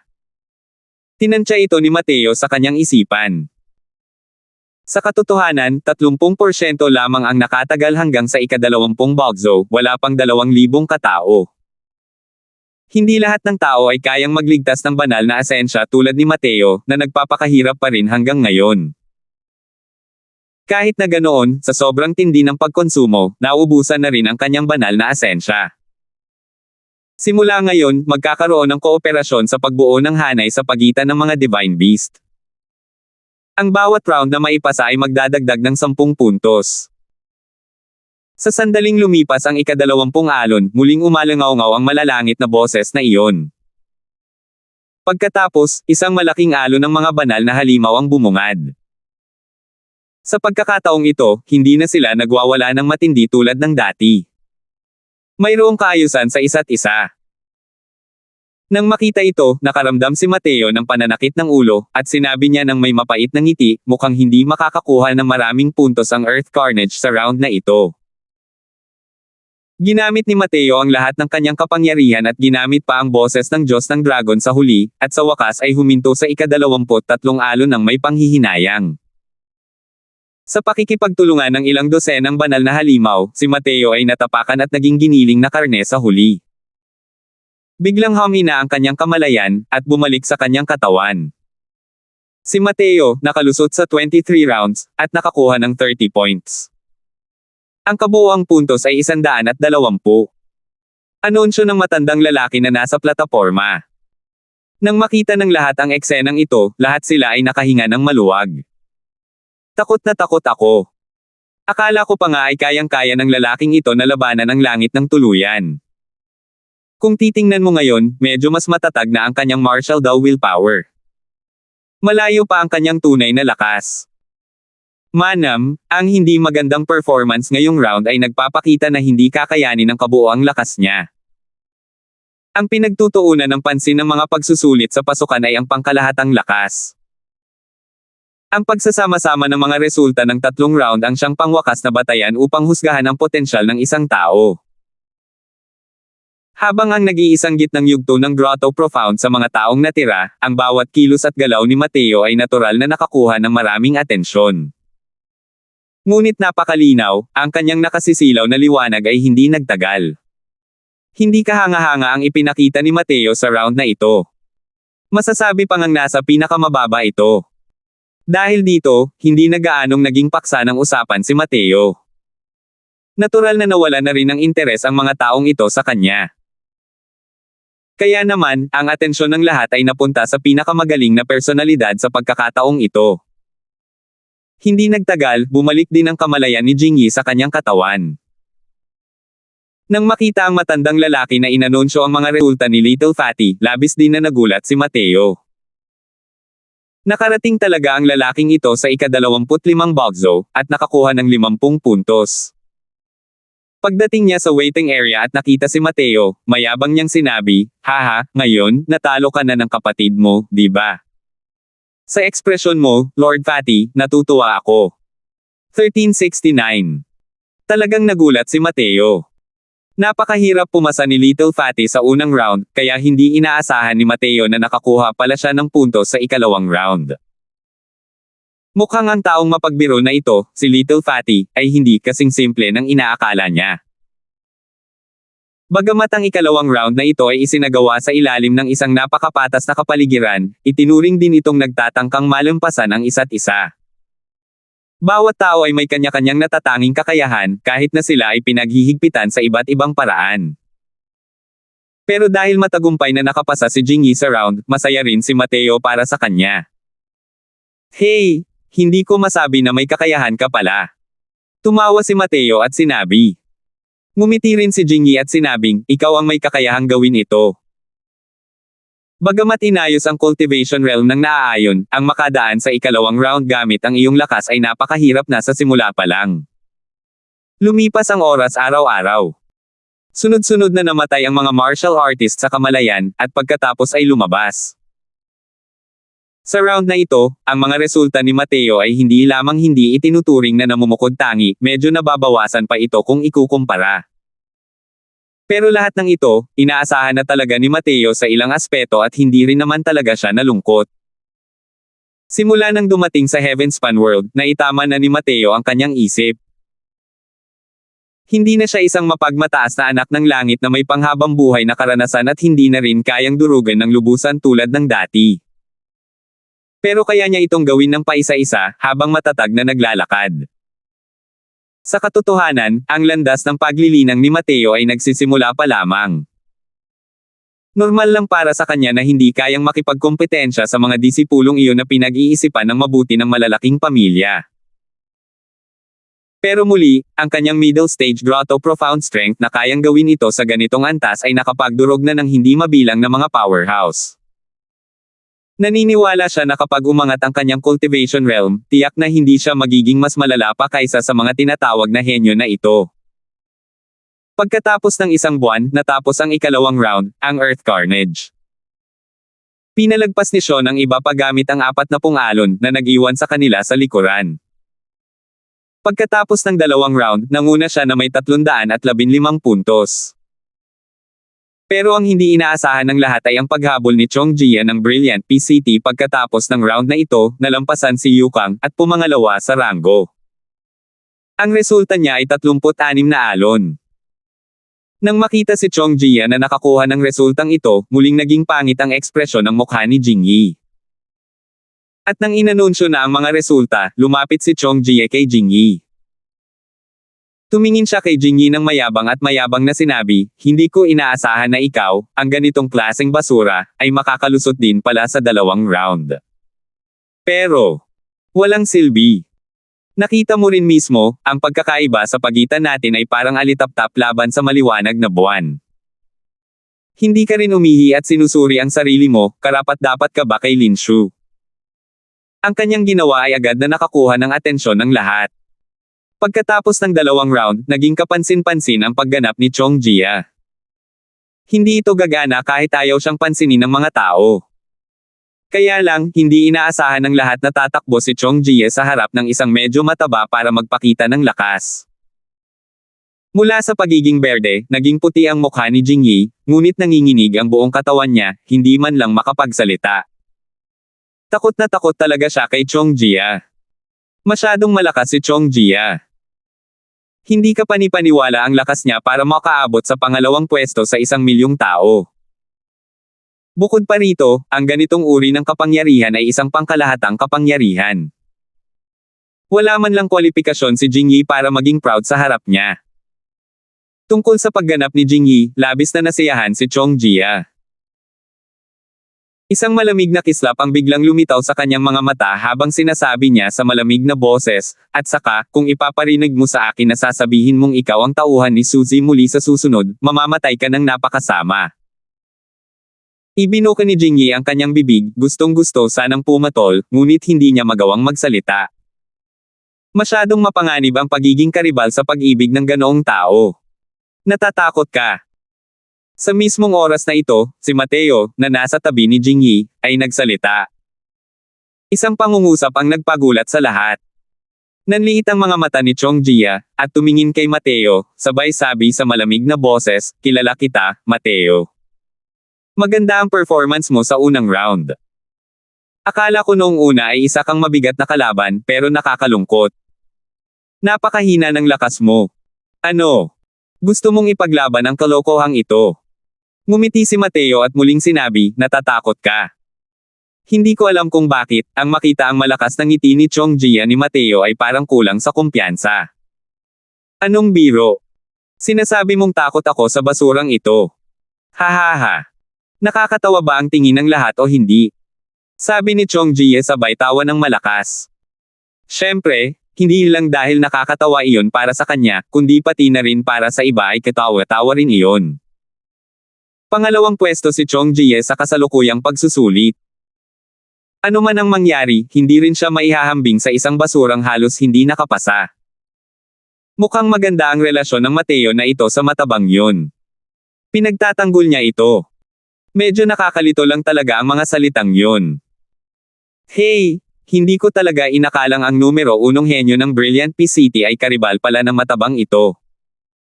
Matatakot si Chong Jie sa matabang to. Hindi ba't biro lang to? Pabiro talaga ang matabang to. Posible kayang nahawa nito si Mateo. Hahaha. Walang katuturan ang mga sinabi ni Mateo ngunit umani ito ng pangungutya.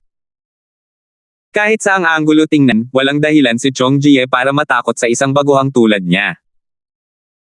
Mukhang kalmado lang si Mateo habang malamig niyang sinabi, "Una, alam kong hindi mo siya agad napansin, iniisip mong imposibleng makapasa siya sa pagsusulit. Kaya naman, hinamak mo ang sarili mo na pumunta at ipakita ang kahusayan mo sa kanya. Pero ginagawa mo na ito ngayon." Ipinapahiwatig nito na ang pagpasa niya ng dalawang magkasunod na round ay halos mayroon ng kwalifikasyon para tumayo sa parehong plataporma mo. Nakita mo ang potensyal niya, kaya nakaramdam ka ng panganib. Nag-init ang tingin ni Mateo, binibigkas ang bawat salita, at sinabi ito ng may katwiran. Ang mga taong gumawa ng maraming ingay ngayon lang ay matinong natahimik sa oras na ito. Hindi talaga sila makapaniwala sa mga sinabi ni Mateo. Nalungkot si Chong Jia, parang tinamaan ng mga salita ni Mateo ang kanyang sugat, at nilalabas ang mga bagay na nasa kaibuturan ng kanyang puso. Sa totoo lang, kahit siya mismo ay hindi rin alam kung bakit niya gustong pumunta rito ngayon lang. Itong si Jingyi, wala siyang binigyang halaga.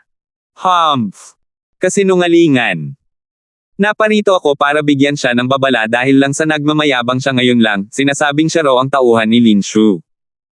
Hindi siya karapat-dapat. Malamig na sanggal ni Chong Jia. Ngumiti si Mateo at sinabing, ito na nga ang pangalawang puntong tinutukoy ko. Hindi ka na makapaghintay na ipakita ang iyong soberanya na nagpapahiwatig na wala kang tiwala sa sarili. Kung mayroon kang lubos na tiwala, itatakwil mo lang ang ganitong bagay sa pamamagitan ng pagtawa. Dahil hindi siya nagbabanta sa iyo. Ngayon, natatakot ka na. Nagbago ang ekspresyon ng mukha ni Chong Jia. Tumama sa puso ang bawat salita ni Mateo, dahilan para manlambot ang kanyang puso. Kahit siya mismo ay hindi rin mapigil ang magduda sa sarili. Hindi kaya't natatakot talaga ako. Ang ekspresyon ni Chong Jia ay walang kapantay na pangit. Isang bahagyang hindi mahahalatang balak pumatay ang bomb alot kina Mateo at Jingyi. Pero walang pakialam si Mateo at malamig na sinabi, kung gusto mong patunayan na iyon na si Lin Shu, gamitin mo ang lakas mo para makuha ang puso niya, at magpasikat ka sa harap ni Fatty. Ang ganitong walang kwentang banta ay magmumukha ka lang talagang walang tiyaga. Malungkot ang ekspresyon ni Chong Jia hanggang sa tumulo ang tubig, at malamig niyang sinabi, kalokohan yan. Anong klaseng kwalifikasyon ang meron ka para husgahan ako? Kapag ang lakas mo ay higit pa sa akin, saka ka lumapit sa akin para magsalita ng kalokohan. Pero napakagaling, ngayon pa lang, matagumpay mong napukaw ang galit ko. Ipapakilala ko sa iyo at sa matabang ito ang tinatawag na kawalan ng pag-asa. Sumagot si Mateo ng walang pakialam, relax ka lang, hindi na malayo ang araw na iyon. Walang mahirap na malampasan ka. 1370. Napaka-arrogant naman. Kahit may potensyal ang lalaking ito, gusto niyang malampasan si Chong Jia, malamang ay masyado pa rin siyang mabait. Kung titingnan ang lakas ni Chong Jia, mapapasabak din siya sa top 3 kahit ano pa man sa ikatlong round, di ba? Dahil sa sobrang lakas ng kabuuan, talagang naglakas loob si Mateo na sabihin yan. Hey! Malamang nagmamayabang ang batang ito. Akala ko hindi naman masama ang resulta ng unang round niya at kaya niyang baliwalain ang ibang tao. Hindi rin niya iniisip yun, kahit ang unang round, hindi rin naman mas malala sa kanya si Chong Jia. Agad na naghiyawan ang mga tao sa mga sinabi ni Mateo. Medyo arrogant ang mga salitang ito. Tunay ngang kapansin-pansin ang unang round ng pagganap ni Mateo. Ngunit sa ikalawang round, agad niyang inilantad ang kanyang tunay na kulay. Ang kabuuang lakas niya ay hindi kasing lakas ni Chong Jia. Sa loob ng dalawang round, nawala na sa paningin ng mga manunood ang resulta ni Mateo. Kalimutan mo na si Chong Jia, kahit ang ilan na medyo nahuhuli ay nakahabol din mula sa likuran, nalampasan siya. Hahaha. Ang lakas talaga ng loob mong sabihin yan. Gusto kong makita kung paano mo ako malampasan. Bakit hindi? Maglaban tayo sa ikatlong round, paano yan? Mapang-ipang sabi ni Chong Jia. Ang ikatlong round, ang illumination, ay tungkol sa pakikipagkompetensya sa kakayahan sa pag-intindi.